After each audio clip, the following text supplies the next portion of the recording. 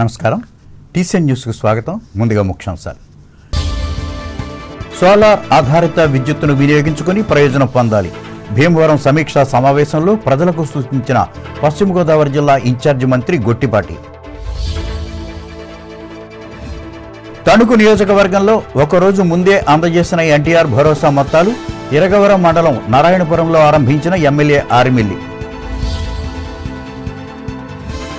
ఆధునిక యుగంలో కూడా బాల్య వివాహాలు జరగడం విచారకరమే. తణుకు సభలో పేర్కొన్న రిటైర్డ్ ప్రిన్సిపాల్ మనోరమ, పాల్గొన్న న్యాయమూర్తులు, న్యాయవాదులు. గ్రామాల అభివృద్ధికి మండల పరిషత్ సభలను వేదికగా వినియోగించుకోవాలి. పాలకొల్లు మండల సభలో సర్పంచులకు హితవు పలికిన ఎమ్మెల్సీ రవీంద్రనాథ్. పెన్షన్ల పంపిణీ ద్వారా నిరుపేదలకు బాసటగా నిలుస్తున్న కూటమి ప్రభుత్వం. నిడదవోలులో వివరించిన రాష్ట్ర మంత్రి దుర్గేష్. ఏ రాష్ట్రంలోనూ లేనన్ని సంక్షేమ పథకాలను అమలు చేస్తున్న ఘనత ఆంధ్రప్రదేశ్ ప్రభుత్వానిదే. రావులపాలెం మండలంలో స్పష్టం చేసిన కొత్తపేట ఎమ్మెల్యే సత్యానందరావు. వాడపల్లి వెంకటేశ్వర స్వామిని దర్శించుకునేందుకు ఎప్పటి మాదిరిగానే తరలివచ్చిన శనివారం భక్తులు గోవిందనామ స్మరణతో ప్రదక్షిణలు చేసిన ప్రజలు. అప్పనపల్లి బాలబాలాజీ స్వామి వారి ఆలయంలో ప్రత్యేక పూజలు చేసిన వైఎస్ఆర్ కాంగ్రెస్ పార్టీ శ్రేణులు. తిరుమల లడ్డూపై అవాస్తవ ప్రచారాలను ఆపాలని వినతి. ద్వారకా తిరుమల మండలం జగన్నాథపురం సుందరగిరిపై వైభవంగా నిర్వహించిన లక్ష్మీ నరసింహస్వామి కళ్యాణ మహోత్సవం. పెద్ద సంఖ్యలో పాల్గొన్న భక్తగణం. రాష్ట్ర ప్రభుత్వం పునరుత్పాదకత వనరుల వినియోగాన్ని విస్తృతంగా ప్రోత్సహిస్తోందని జిల్లా ఇన్ఛార్జి మంత్రి గొట్టిపాటి రవికుమార్ పేర్కొన్నారు. పశ్చిమ గోదావరి జిల్లా కేంద్రమైన భీమవరం కలెక్టరేట్లో శనివారం నిర్వహించిన జిల్లా అభివృద్ధి కమిటీ సమావేశానికి ఆయన ముఖ్య అతిథిగా పాల్గొని మాట్లాడారు. సాంప్రదాయ విద్యుత్ లైట్లకు బదులుగా సోలార్ ఆధారిత లైటింగ్ ఏర్పాటు చేయడం వల్ల విద్యుత్ వినియోగం తగ్గడంతో పాటు ప్రభుత్వం ఖర్చులు కూడా ఘనంగా ఆదా అవుతుందన్నారు. దీనివల్ల పర్యావరణానికి మేలు కలుగుతుందని ఆయన చెప్పారు. కౌలు ఎవరైతే వ్యవసాయం చేసుకుంటున్నారో ఫీల్డ్ మీద వాళ్ళందరూ కౌలు రైతులకు కార్డులు ఇప్పించి వాళ్ళకి లోన్లతో పాటు అగ్రికల్చర్ ఇంప్లిమెంట్స్ ఇవన్నీ కూడా ఏ విధంగా ఇప్పించాలనే దాని మీద కూడా చర్చ జరిగింది. దాదాపు 8-9 అంశాల మీద చర్చ జరిగింది. అయిపోయిన తర్వాత మిగతా ఇంపార్టెంట్ సబ్జెక్టులు అన్నీ కూడా మాట్లాడుకుంటున్నారు అన్నమాట. వీటన్నిటి మీద సొల్యూషన్ బస్గా ఈ ప్రభుత్వం పనిచేస్తుంది. ఇచ్చిన మాట ప్రకారం అన్ని హామీలు కూడా నెరవేర్చుకుంటూ వస్తుంది ఈ ప్రభుత్వం.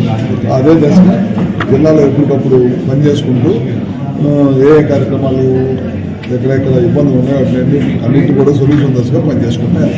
ముఖ్యమైన విషయాలు ఏమొచ్చినాయి సార్? అన్నీ ముఖ్యమైన ఇప్పుడు అగ్రికల్చర్ కొనుగోలు ఏ విధంగా ఉంది,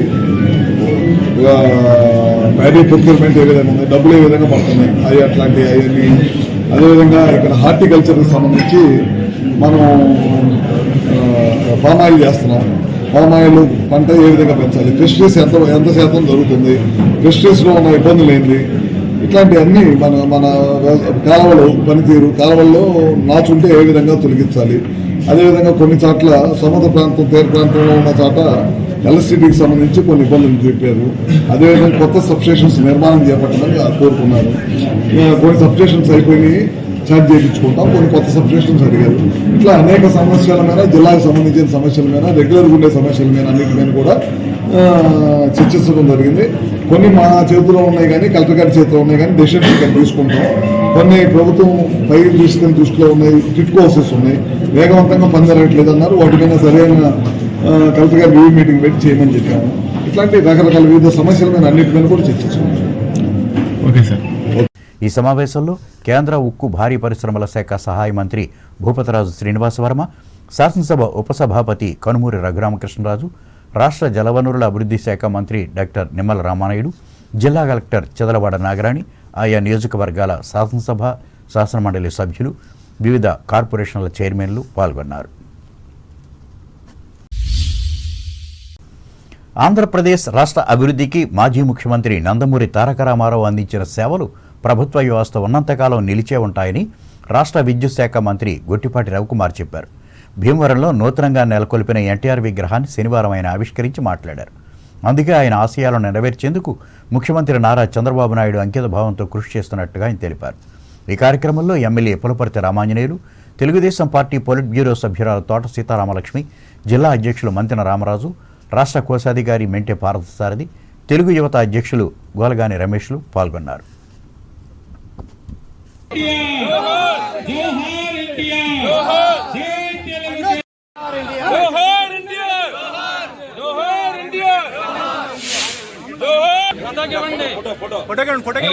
పండి వెనక్కి జరగాలి. రమేష్ గారు కనపట్ల ఒకసారి పండి నల్లగా ఉండండి. ఒకసారి ఇటు చూడండి. రమేష్ గారు ఇటు చూడండి. ఓకే. తణుకు నియోజకవర్గం పరిధిలోని ఇరగవరం మండలం తూర్పు విప్పరు శివారు నారాయణపురం గ్రామంలో ఎన్టీఆర్ భరోసా పెన్షన్ల మొత్తాలను ఎమ్మెల్యే ఆర్మిల్లి రాధాకృష్ణ ఒకరోజు ముందే శనివారం లబ్ధిదారులకు అందజేశారు. నెలలో 1వ తేదీన ఇచ్చే ఈ పెన్షన్ ముందు రోజే అందించడం పట్ల గ్రామ ప్రజలు ఆనందం వ్యక్తం చేసి కృతజ్ఞతలు తెలుపుకున్నారు. ఈ సందర్భంగా ఆయన మాట్లాడుతూ కూటమి ప్రభుత్వం అధికారంలోకి వస్తే పెన్షన్ల సంగతి మరిచిపోవచ్చని జరిగిన అసత్య ప్రచారాలు నిజం కాదని ప్రజలంతా తెలుసుకున్నారన్నారు. వృద్ధులకు, వికలాంగులకు, కళాకారులకు పెన్షన్లు ఇవ్వాలనే కాన్సెప్ట్ తెలుగుదేశం పార్టీ ద్వారానే పరిచయమైందని ఎమ్మెల్యే వివరించారు. ఈ కార్యక్రమంలో గ్రామ, మండల నాయకులు పాల్గొన్నారు.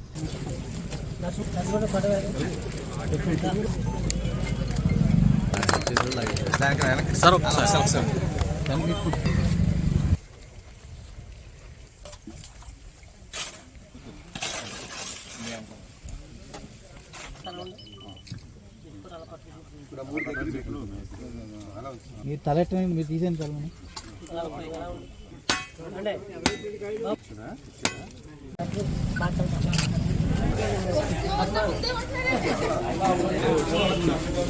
పవన్ కళ్యాణ్ గారు, లోకేష్ గారు, మోడీ గారు 4,000 పెన్షన్ 1వ తారీఖు ఇచ్చి 31వ తారీఖు ఇచ్చారు. 31వ తారీఖు ఇచ్చేసారు. పేదల సేవలో కార్యక్రమంలో భాగంగా తూర్పుపర్రు గ్రామం, అదేవిధంగా తూర్పుపర్రు నారాయణపురం హ్యామ్లెట్లో పలు అభివృద్ధి కార్యక్రమాలు, వాటితో పాటుగా పేదల సేవల కార్యక్రమంలో భాగంగా పెన్షన్ల పంపిణీ కార్యక్రమాన్ని కూడా నిర్వహించడం జరిగింది. ఈరోజు ముఖ్యంగా కూటమి ప్రభుత్వం ఏర్పడిన తర్వాత ప్రతి నెల కూడా 1వ తేదీన పెన్షన్లు అందించేటటువంటి కార్యక్రమం కూటమి నాయకులు, కార్యకర్తలు అందరూ కూడా ఇంటింటికి వెళ్ళి పెన్షన్లు అందించడం జరుగుతుంది. ఈరోజు మన నియోజకవర్గంలో దాదాపు 36,000 పైచీలకు పెన్షన్ని ప్రతి నెల కూడా 16 కోట్ల రూపాయల పైగా పెన్షన్ల ద్వారా ఈరోజు ప్రతి కుటుంబానికి కూడా మొదటి రోజే దాదాపు 98% పెన్షన్ల పంపిణీని పూర్తి చేయడం జరుగుతుంది. ఈ విధంగా ఈరోజు ఫిబ్రవరికి సంబంధించి 1వ తేదీ ఆదివారం వచ్చింది కాబట్టి శనివారమే 31వ తేదీనే పెన్షన్ల పంపిణీని ఈరోజు ప్రభుత్వం చేపట్టినటువంటి పరిస్థితి. ఈ విధంగా ఒక్కసారి కూడా ఎప్పుడూ కూడా ఇబ్బందులు లేకుండా పెన్షన్లు అందరికీ కూడా అర్హులైనటువంటి వారందరికీ కూడా అందించడం జరుగుతుంది. ఈ సమావేశం అనంతరం ఆర్మిల్లి రాధాకృష్ణ భీమవరం జిల్లా కలెక్టర్ కార్యాలయంలో జరిగిన జిల్లా అభివృద్ధి సమీక్షా సమావేశంలో కూడా పాల్గొని తణుకు నియోజకవర్గ అభివృద్ధికి సంబంధించిన విషయాలను మాట్లాడారు. కాగా ఉమ్మడి పశ్చిమ గోదావరి జిల్లా గ్రంథాలయ సంస్థ చైర్మన్గా నియమితులైన జుత్తిక నాగరాజును మహదేవపట్నంలోని ఆయన నివాసానికి వెళ్లి ఎమ్మెల్యే రాధాకృష్ణ అభినందించారు. ఈ మేరకు ప్రజలకు అవసరమైన గ్రంథాలయాల అభివృద్ధికి అంకిత భావంతో కృషి చేయాలని కోరారు.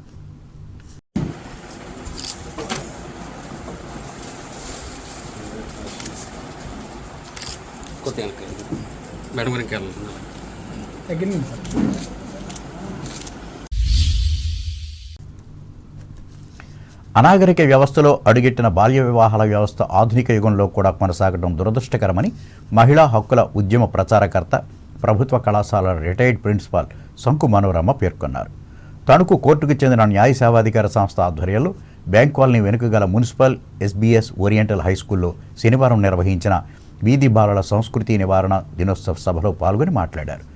సమాజ అభివృద్ధికి, మానవ సంక్షేమానికి ఆటంకంగా ఉన్న ఈ బాల్య వివాహ వ్యవస్థను రూపుమాపేందుకు జరుగుతున్న కృషిలో న్యాయ వ్యవస్థ జోక్యం చేసుకోవటం శుభసూచకమన్నారు. ఆర్థిక ఇబ్బందుల నేపథ్యంలో పిల్లలకు చిన్న వయసులో పెళ్లిళ్లు చేసి చేతులు దులుపుకోవటం సరైంది కాదని సంకు మనోరమ స్పష్టం చేశారు.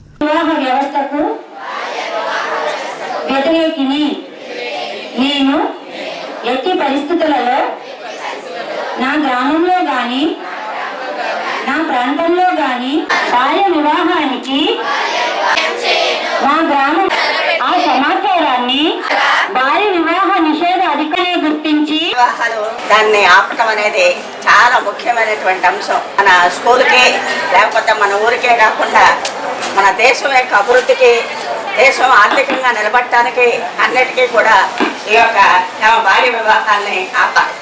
ఈ కాలం మీద నిలబడిన తర్వాతే పెళ్లి చేసుకోవాలి. ఆ చదువు ఉద్యోగం వచ్చిన తర్వాత పెళ్లి చేసుకుంటారనుకోండి, భర్త మానేమంటారు. మానేస్తారు ఉద్యోగం మానకూడదు. అప్పుడు అలాంటి అతన్ని ఎవరు పెళ్లి చేసుకోకూడదు అని చెప్తాను. మన కందుకూరి వీరేశలింగం గారు కానీ, గురజాడ అప్పారావు గారు కానీ బాల్య వివాహాల గురించి వారు చాలా ప్రయత్నం చేశారు.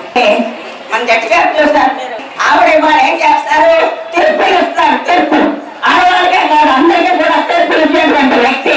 అంటే చాలా కీలకమైనటువంటి స్థానంలో ఇవాళ ఉండటానికి కారణం ఏంటి? చదువుకోవాలి బాగా. అందుకని అక్షరంపు తల్లి అక్కడ విద్యలకెల్లా అక్షరంపులో ఒక రక్షణంపు, అక్షరంపు లేని అభిరమ కింద భిక్ష పుట్టబోదు పృథ్వీలోన అన్నారు. అందుకని అక్షరం అనేది చాలా ముఖ్యం. దేశానికి ఆస్తి ఇవాళ ఆడపిల్ల చదువు, ఆడపిల్ల ఆరోగ్యం ఉండాలిగా. చిన్నప్పుడే పెళ్లి చేస్తే ఏమవుతుంది? ఆరోగ్యం పోతుంది. అమ్మాయికి ఆరోగ్యం పోతుంది. పెట్ట బలంగా ఉండడు, ఆవిడకి రక్తం లేదు, బిడ్డకి రక్తం లేదు, దేశానికి రక్తం లేదన్నమాట. Senior civil judge K Krishna Satyalatha మాట్లాడుతూ బడికి వెళ్లాల్సిన పిల్లల చేత కూలి పని చేయించినా, పెళ్లిళ్లు చేసినా చట్టరీత్యా నేరమని చెప్పారు. ఇందుకు వ్యతిరేకంగా వ్యవహరించే తల్లిదండ్రులు లేదా బాధ్యులపై చర్యలు తీసుకోవాలని చట్టం స్పష్టం చేస్తున్నట్లు ఆమె వివరించారు. ముఖ్యంగా ఆడపిల్లలను సంరక్షించుకోవాల్సిన బాధ్యత సమాజంపై ఉందన్నారు. ఈ కార్యక్రమంలో labour officer K Sharma, ICDS supervisor P Mahalakshmi, న్యాయవాదులు కౌరు వెంకటేశ్వర్లు, కామన మునిస్వామి, స్కూల్ ఇన్ఛార్జి ప్రధానోపాధ్యాయుని కె వెంకటలక్ష్మి, పారాలీగల్ వాలంటీర్లు కాకరల నరసన్న, దూలపల్లి బ్రహ్మాజీ, కె నాగమల్లేశ్వరి, ఎం శ్రీదేవులు పాల్గొన్నారు.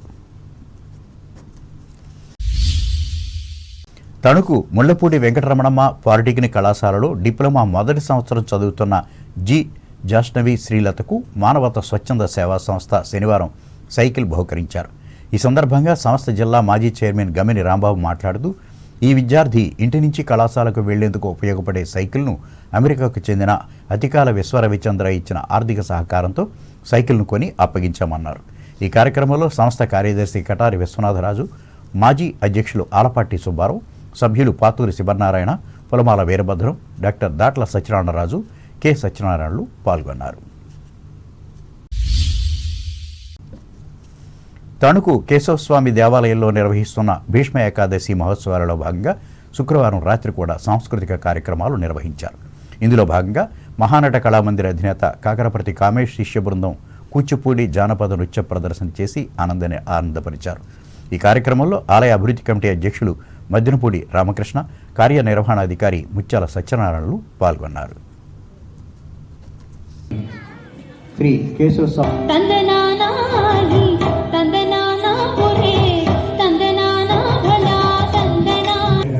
కాకరపర్తి కామేష్ శిష్య బృందం సమర్పించేటువంటి కూచిపూడి జానపద నృత్య ప్రదర్శన మీరు తెలిపిస్తున్నారు. ఏర్పాటు చేసినటువంటి కార్యక్రమంలో తదుపరి అంశంగా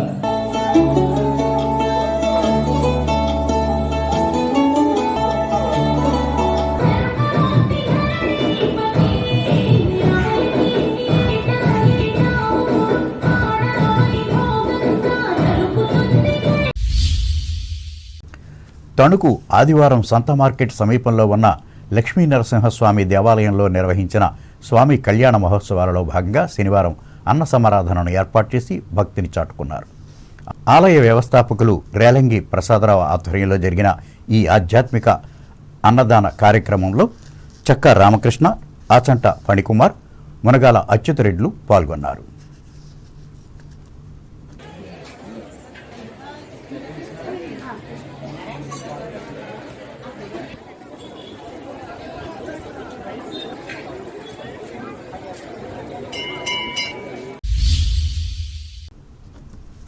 విజిలెన్స్ జిల్లా ఎస్పీ కె నాగేశ్వరరావు ఆదేశాల మేరకు తాడేపల్లిగూడెం పట్టణంలో అనధికారికంగా కైని, వెమన్పాల్ మసాలాలను అక్రమంగా విక్రయిస్తున్న 2 షాపులను విజిలెన్స్ అధికారులు శనివారం తనిఖీ చేశారు.